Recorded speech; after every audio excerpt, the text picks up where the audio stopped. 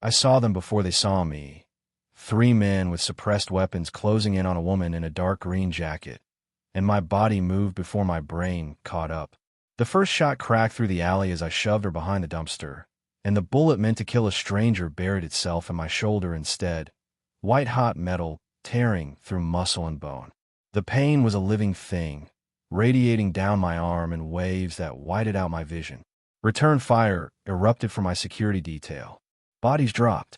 Then, silence. Don't move. Her voice cut through the fog. Not hysterical. Steady. You're hit.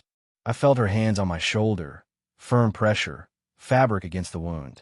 She'd pulled off her jacket and was pressing it against the hole with focused competence that didn't match a random civilian. Stay with me. Her face swam in a focus above me. Determined eyes, dark hair, dancer's posture, even kneeling on garbage-strewn pavement. Someone used to controlling her body through pain. Look at me. Not at that. At me. Who are you? I managed. Something flickered across her face. Fear. Recognition of what I was. Nobody, she whispered. Just a dance teacher. My head of security appeared. Boss, we need to move. She started to pull away, but I caught her wrist. No. She comes. Protective custody. The last thing I registered before darkness took me was her eyes widening. Her whispered, wait, cutting off as hands lifted me away. I woke 3 days later to my daughter Priscilla sitting beside my bed, tears on her face, holding up a tablet with a news photo, a man shielding a woman in a green jacket. Papa, you saved Miss Hayes. My dance teacher. The woman I'd taken a bullet for was my daughter's teacher. My 2 worlds just collided. I woke to the smell of antiseptic and the low hum of medical equipment. Not a hospital. My private medical facility in the secure wing of my Westchester estate. Soundproofed walls. Armed guards at every entrance. Control. Priscilla was asleep in the chair beside my bed, her small body curled awkwardly, still wearing her school uniform. My chest tightened. How long had you been here? 3 hours. Astolfo Loggia materialized from his position by the door, reading my expression. My head of security for 12 years, former Italian Special Forces. The only man I trusted with my daughter's life. She refused to leave. The attack. My voice came out rough, sandpaper on concrete. 3 dead. No identification. Professional hit team, high-grade weapons. Astolfo's jaw tightened. They were waiting for you, boss. They knew your route. Before I could process that, Priscilla stirred. Her eyes opened, found me, and she launched herself at the bed with a strangled sob. Careful, Piccola, but she was already there, wrapping her arms around my neck, careful of the bandaged shoulder. You got shot, Papa. You got shot, and I thought. Her voice broke. I'm okay. I held her with my good arm, breathing in the scent of her strawberry shampoo. I'm right here. She pulled back, wiping her eyes, and that stubborn set appeared in her jaw. The one she got from me. Miss Hayes saved you. My blood ran cold. What? Priscilla grabbed her tablet from the chair, fingers flying across the screen. See? It's all over the news. She was so brave, Papa. She helped you after you got shot. The photo was grainy. Security camera footage showing a man on the ground, a woman in a dark green jacket pressing fabric against his shoulder. My mind started making connections I didn't want to make. Miss Hayes, I repeated slowly. From your dance class. And Hayes. Hayes Dance Academy. Priscilla beamed, oblivious to the ice spreading through my veins. She's my teacher on Tuesdays and Thursdays. She's the best, Papa. She actually sees me, not just the Lo Duca name. 8 months. My daughter had been going to this woman's studio for 8 months, and I'd never met her. Never vetted her myself. Never even asked, because my assistant handled all the logistics, all the civilian details I kept carefully compartmentalized away from my world. And I'd just save her life in a professional hit. Astolfo. I kept my voice level. Calm. Locate Miss Hayes. Now. He was already moving. Phone to his ear. 2 minutes later. Grand Hyatt, Midtown. Protective custody. Our team's been watching her since the incident. Of course they had. Standard protocol for witnesses. She just didn't know she was being watched. Bring her here. Astolfo hesitated. Sir, bringing a civilian to the estate. She's already involved. And if she's connected to the hit, she's in danger. I met his eyes. Which means anyone connected to her is in danger. Including Priscilla. Understanding flickered across his face. He nodded and disappeared. 30 minutes later, the door opened. The room changed. Air pressure shifted. Guards flanked a woman in a blood-stained green jacket. Dark hair pulled back, shadows under her eyes. She held herself with a dancer's posture, spine straight, controlled despite the fear I could see in every rigid line of her body. When her eyes met mine, recognition flared like a struck match. "You," we said simultaneously, and I understood with perfect, terrible clarity. Protecting her meant bringing her deeper into Priscilla's life. The exact thing I'd spent 8 years preventing. My two worlds weren't just colliding. They were about to detonate. The guest wing was beautiful, all cream silk and antique furniture that probably cost more than Anne's entire studio. It was also a prison. Guards flanked her door. More patrolled the grounds visible through her window. Her phone had been temporarily confiscated for security purposes. Her studio was closed. Her students sent home with vague explanations about facility repairs. And paced the oriental rug, fury building with each step. She hadn't asked to be saved. Hadn't asked to be dragged into this world of armed men and marble hallways. Decisions were being made about her life, her business, her freedom, and she had no say in any of it. A knock interrupted her third lap around the room. Before she could respond, the door opened and Priscilla bounded in, dark curls flying. "Miss Hayes, you're here. Daddy said you're staying with us for a while." The girl threw her arms around Anne's waist. "We can have breakfast together, and I can show you my room, and maybe you can teach me that new combination you mentioned." "Priscilla." Demetrio's voice from the doorway was gentle but firm. "Miss Hayes needs space. It's okay." And found herself softening despite everything, her hand automatically smoothing Priscilla's hair. The girl's joy was uncomplicated, innocent. "I'd love to see your room later." Breakfast was excruciating. The dining room could have seated 20. Crystal and china gleamed on mahogany. Priscilla chattered happily between them while and picked at eggs she couldn't taste, and Demetrio maintained the controlled stillness she was beginning to recognize as his default state. "The men who attacked you weren't random criminals." His words cut through Priscilla's monologue about an upcoming recital. "Professional team. High-level contract. No identification yet." Anne's fork clattered against her plate. Across the table, Demetrio's dark eyes studied her with unsettling intensity. "I need to speak with you," she managed. "Privately." His study was all dark wood and leather, windows overlooking manicured grounds, and stood in the center of the room, arms wrapped around herself. 5 years ago, in Chicago, I witnessed something. The words tumbled out. A parking garage. Late night. 3 men executing a fourth. I was loading equipment from a performance, and I saw. Her breath hitched. I ran. Changed my name. I've been moving every few years since. Did you see their faces? No, but I heard a name. Pisani. Demetrio's expression went glacial. Say that again. Pisani. One of them said it. The Pisani family. He moved to the window, hands clenched behind his back. My rivals. Territory disputes in 3 states. He turned to face her. If they found you after 5 years, that alley wasn't coincidence. They're eliminating a witness while hitting me simultaneously. The room tilted and gripped the back of a chair. This is coordinated. Yes. Then I should run. Disappear again. I'm good at it. You run, they follow. Demetrio crossed the space between them, his presence overwhelming. You stay, I protect you. Your choice, Anne. But understand, running hasn't kept you safe. It just delayed this moment. And met his eyes, seeing her own exhaustion reflected there. 5 years of looking over her shoulder. 5 years of temporary lives and borrowed names. I stay, she whispered. Something shifted in his expression. Relief, perhaps, or recognition.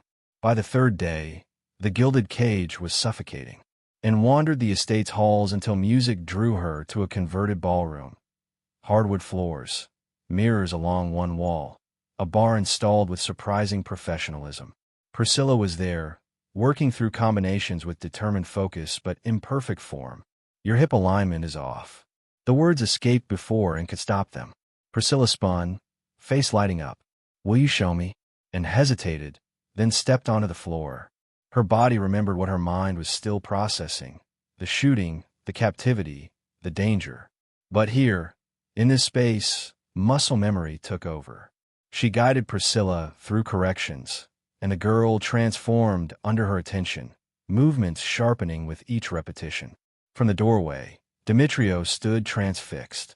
His daughter, usually so careful, so contained around him, was laughing, stumbling, trying again without fear of failure. Anne's hands were gentle but exacting, her praise specific. This was the woman Priscilla talked about constantly, and he'd never bothered to see why. Later, Astolfo spread surveillance footage across the dining table. "We're tracking the hit team's movements, trying to determine how they knew your location that night," and approached the array of screens. "May I?" She studied the footage with intensity that made Demetrio pause, the same focus she'd had teaching Priscilla. Her finger traced movements across different cameras, different dates. "There." She pointed to a gray sedan, barely visible in the corner of one frame. "Same car. Different footage." She pulled up another screen. "There again. For locations over 6 weeks." Her voice went tight. "That's outside my studio. Tuesday evening. Thursday afternoon. Priscilla's class times," Demetrio said quietly. Anne's hands moved across the screens, mapping patterns his security team had missed. They weren't just tracking you. They were tracking her routine. "My studio." She looked up, face pale. "It's a surveillance post." The room fell silent. Astolfo looked stricken. Demetrio's expression was unreadable, but his hands had curled into fists. "You saw in 10 minutes what we missed for weeks." Demetrio's voice was carefully controlled. "I need you to review security for all of Priscilla's locations. Schools, activities, everywhere she goes regularly." And blinked. "I'm a dance teacher, not. You're someone who's been watching for threats for 5 years. Someone who sees patterns in movement and space." He met her eyes. "You're exactly what we need." Something shifted in Anne's chest. The hypervigilance that had exhausted her, the constant scanning that had made her feel paranoid. It had value. Power, even. "I'll do it," she said. That evening, Demetrio went looking for her and to discuss the security review. He found her in the ballroom, alone. Music played softly from her phone. She was dancing, not teaching, not performing, just moving. Her body told a story of fear and survival transformed into something beautiful and defiant. He should leave, give her privacy. Instead, he stayed in the doorway, captivated, and turned mid-phrase and saw him. For a heartbeat, they both froze. Then, holding his gaze, she continued dancing. Each movement became a conversation. Vulnerability offered, walls lowered, an invitation to see her fully. Demetrio stepped into the room, and something between them shifted irrevocably. No words, just recognition that they'd both been hiding, both been alone, and maybe, terrifyingly, didn't have to be anymore. "Then we end this. Together." Adolfredo Bariz arrived with the morning sun, carrying leather folders and the easy confidence of a man who'd earned his place. He embraced Demetrio like a brother, then swept Priscilla into a hug that made her giggle. "Uncle Fredo, did you bring me anything?" "Always." He produced a book about famous dancers, and Priscilla's eyes went wide, and watched from the breakfast table, noting how naturally he belonged here. When Demetrio introduced them, Adolfredo's smile was warm, his handshake firm. "Miss Hayes, we're grateful for your courage that night." They moved to Demetrio's study, the three of them, spreading intelligence reports across the desk. Adolfredo's concerns seemed genuine as he reviewed the surveillance patterns and had identified. "This is excellent work," he said, "though I wonder if we should consider moving Miss Hayes to a separate safe house.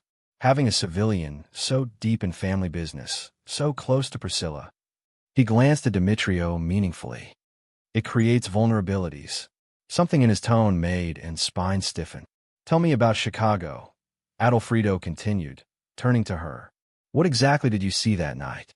Any details, no matter how small, could help us understand the Pisani family's interest." "I've told Demetrio everything I remember." Of course. But sometimes in conversation, new details emerge. The car they drove? The victim's appearance? Anything you overhead beyond the name." His questions fell invasive, too specific. Anne's paranoia, or was it instinct, flared. After Adolfredo left, she found Demetrio in his study. "Something about him bothers me." Demetrio looked up, surprised. "Adolfredo has been with me for 15 years. He was there when Priscilla was born, when my wife died. He's family. I know. Maybe I'm wrong. But he asked too many questions about Chicago, and the way he suggested separating me from Priscilla. He's protecting us. That's his job. Demetrio's voice was gentle but firm.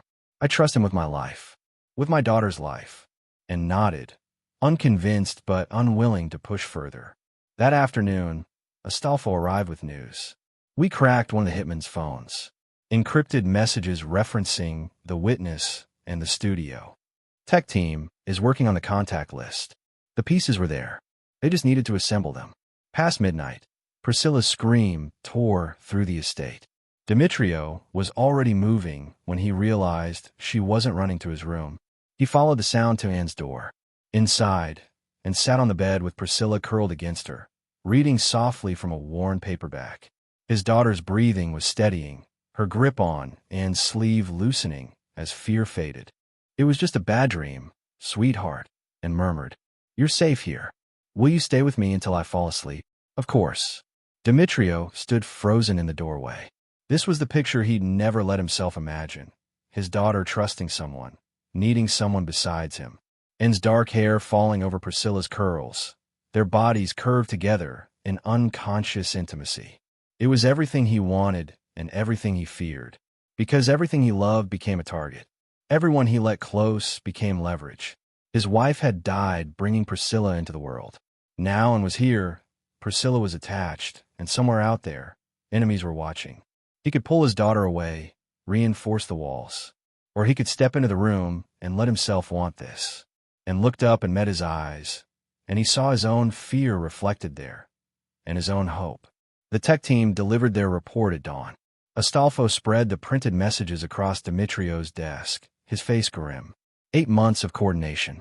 Someone inside feeding the Pisani family everything. Your schedule, security rotations, Priscilla's activities. He pointed to a date. This is when Priscilla started at Hayes Dance Academy.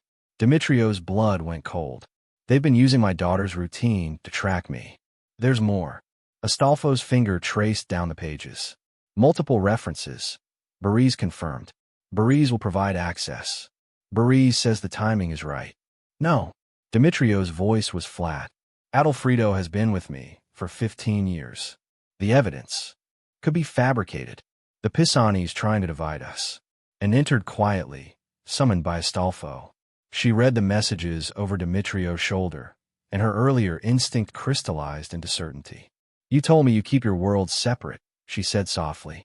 "What if he used that separation against you? You never questioned why he knew so much, because you trusted him completely. That's exactly why it works. He was there when my wife died, when Priscilla was born, which means he knows every vulnerability you have." Anne's hand touched his shoulder. "Test it. Set a trap." The plan was simple.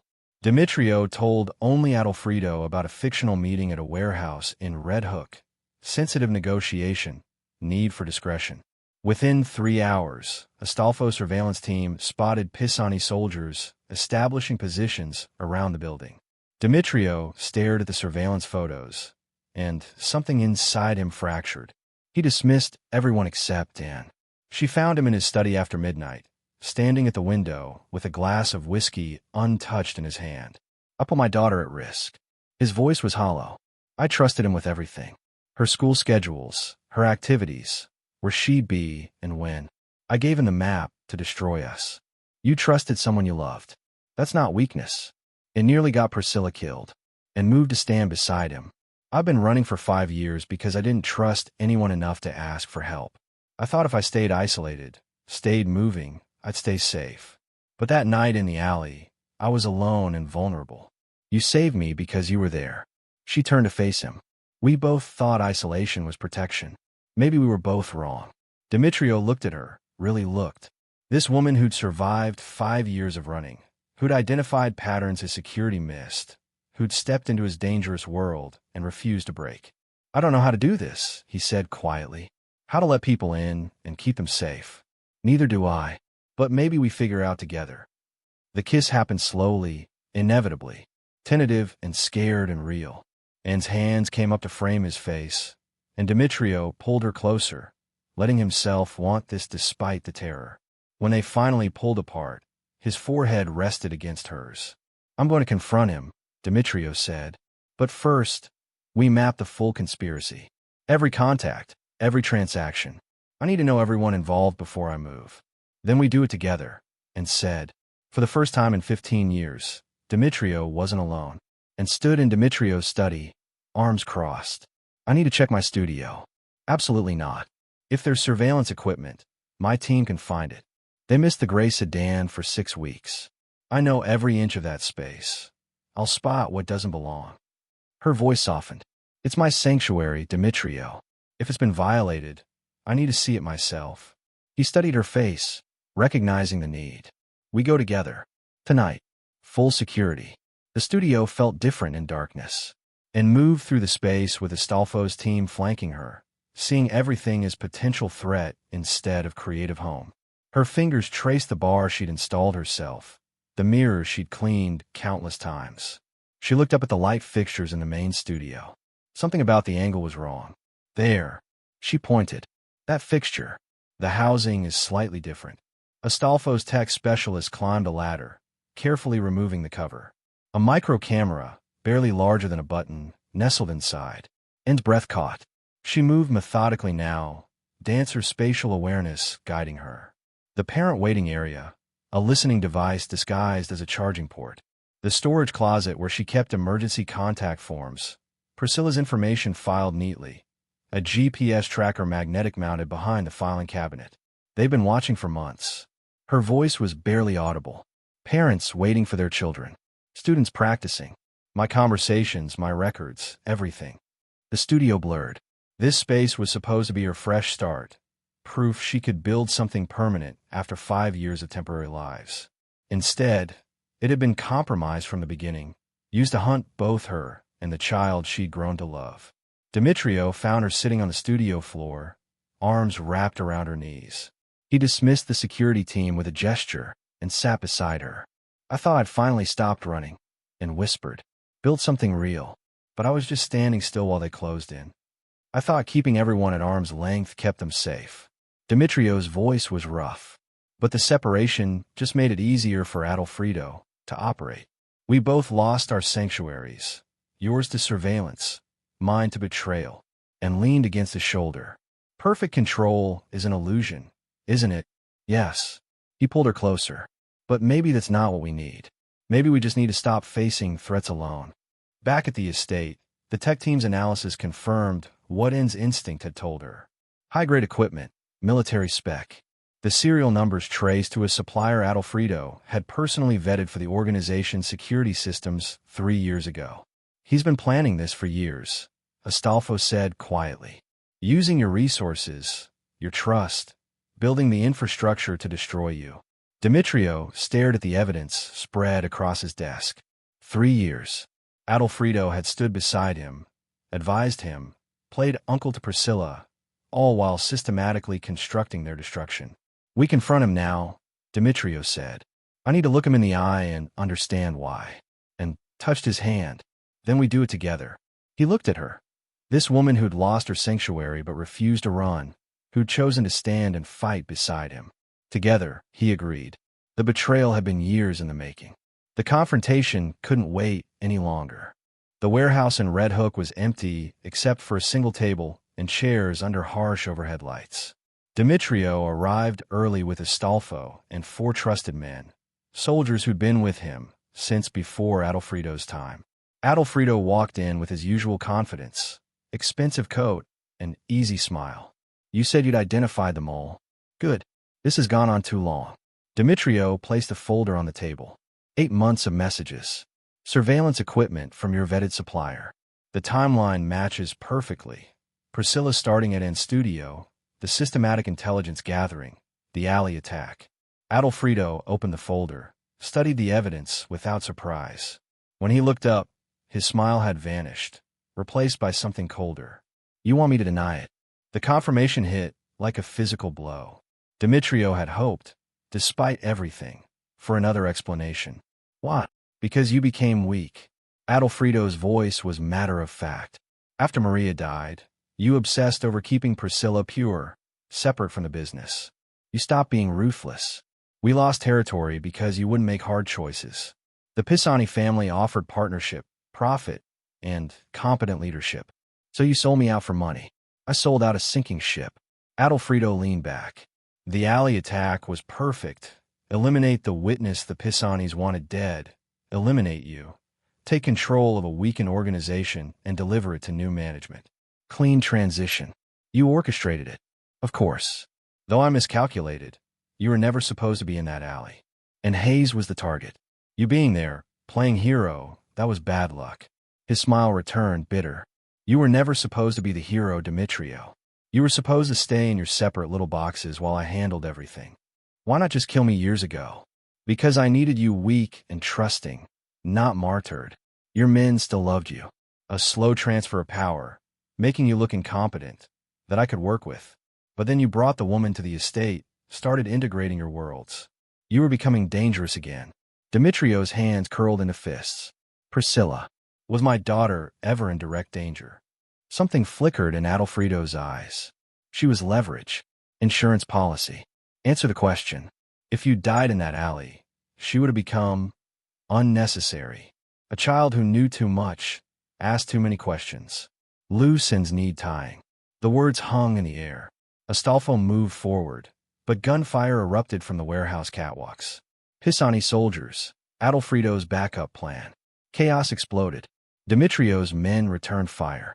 He grabbed Adolfredo, dragging him behind cover as bullets tore through the space.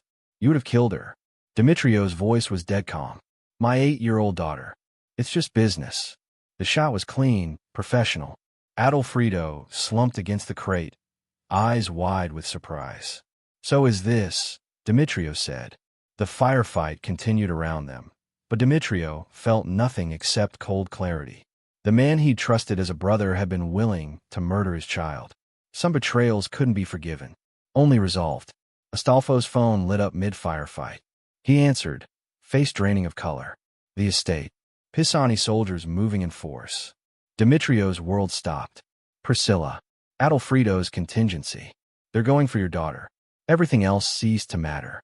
Demetrio was running before Astolfo finished speaking, his remaining men racing behind him toward the vehicles. At the estate, alarms shrieked through the halls and grabbed Priscilla from her bedroom, the girl's eyes wide with fear. What's happening? We need to go to the safe room. Now. And moved quickly, following the route Demetrio had shown her, down the back stairs, through the wine cellar, to the reinforced panic room hidden behind false shelving. Her hand was on the door when intuition stopped her cold. Adolfredo knew this estate. He'd been here hundreds of times, had probably helped design the security protocols. If he'd given the Pisanis the layout, the panic room wasn't safety, it was a trap. Change of plans. And pulled Priscilla toward the service corridors. Stay close to me. Where are we going? The ballroom. The room that had just been converted, that Adolfredo had never seen because he'd been away on business, and navigated by spatial memory, pulling Priscilla through passages servants had once used. They reached the ballroom as glass shattered somewhere in the house, and shoved furniture against the doors, heavy chairs, the piano bench, everything she could move. She grabbed a fireplace poker, testing its weight. Behind the curtains, baby. Don't come out no matter what. Miss Hayes, I've got you. I promise. The doors buckled. Once. Twice. On the third impact, the barricade gave way. 3 Pisani soldiers entered, weapons raised.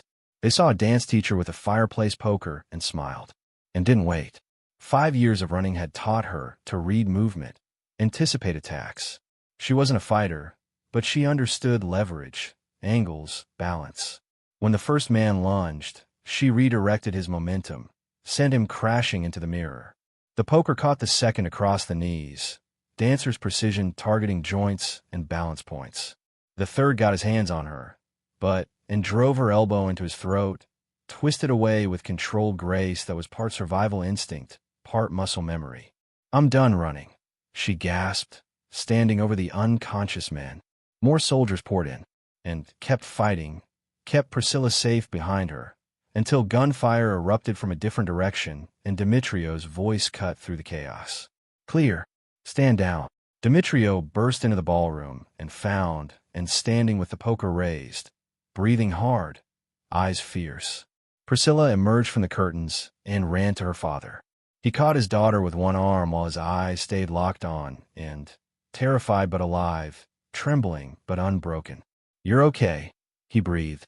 "You're both okay." The ballroom, and said shakily. Adolfredo never saw it. I knew the panic room was compromised. Outside, more gunfire, then Astolfo's shout. "FBI, drop your weapons." Federal agents flooded the grounds. Catone Pisani was dragged out in handcuffs, his remaining soldiers captured or dead. Demetrio pulled in close, Priscilla between them. "I've been cooperating with the FBI for months, building a RICO case. Tonight gave them everything, and understood. He'd been planning the end of this war all along. The siege was over. They'd survived. Together." 2 months later, Hayes Dance Academy reopened with new security cameras, visible this time, and a scholarship program that would send 3 students to summer intensives fully funded, and didn't ask where the money came from. She already knew. The studio hummed with life again. Priscilla moved through combinations with confidence that hadn't been there before, and then watched her students reclaim the space that had been violated, making it theirs again. The door opened at 5:45, right on schedule. Demetrio entered, nodding to parents he now knew by name. Mrs. Chun, whose daughter wanted to dance professionally. Mr. Rodriguez, who always brought coffee for the waiting parents. He settled into his usual spot by the back mirror, watching the final 15 minutes of advanced class. His worlds weren't separate anymore. When class ended, Priscilla ran to him, words tumbling over each other about the new variation, and was teaching. Then she grabbed both their hands, looked between them with 8-year-old clarity. "Can Miss Hayes come to dinner home?" Demetrio, and in exchanged glances. They'd been careful these past 2 months. Dinners out, long conversations, learning each other outside crisis. But Priscilla had always known. "I'd love to," and said softly. At the estate, and found Demetrio in the kitchen with Priscilla, teaching her to make pasta from scratch. She leaned against the doorframe, watching flour dust his expensive shirt, listening to his patient explanations. This man who'd taken a bullet for a stranger cooked Sunday dinners with his daughter. She wasn't a guest here anymore. She was home. Later, after Priscilla was asleep, they stood in the ballroom where, and had once danced alone, where she'd fought to protect his daughter, where everything had changed. "I've been offered a deal," Demetrio said quietly. "Step back from active leadership. Consult only. Let younger people take the organization legitimate, gradually, clean. Are you considering it? For Priscilla. For you. For the life I want instead of the one I inherited." He turned to face her. "What do you want, Ann?" "I almost ran twice in the past 2 months," she admitted. "Old instincts. But I stay because I'm done running. I'm staying for the life I want." Demetrio pulled her close, and they began to dance. No music, no performance, just 2 people who'd stopped hiding from each other and themselves. "I love you," he said against her hair. "I love you too. Are you going to get married?" They both jumped. Priscilla stood in the doorway in her pajamas, grinning. Demetrio laughed, the sound surprised and genuine. "Someday. Maybe," and added, smiling, "if we're both brave enough." Priscilla crossed the ballroom and wrapped her arms around both of them. "You took a bullet for her. She fought bad guys for me. You're brave enough." She was right. Demetrio gathered them both close, his daughter, and the woman who'd walked into his life through violence and stayed through choice, and leaned into them, feeling the weight of 5 years of running finally lift. No more compartments. No more isolation. No more separate worlds. Just family. Real, imperfect, and whole. If you enjoyed this story, don't forget to subscribe and be part of a community that cherishes unforgettable tales like this one. Your support means more than you know. It fuels the creation of even more stories that speak to the heart. So, whether you're watching from your TV or your phone, take a moment to join us. Every like, every subscription, every share helps us continue bringing these stories to life. Thank you for being a part of this journey.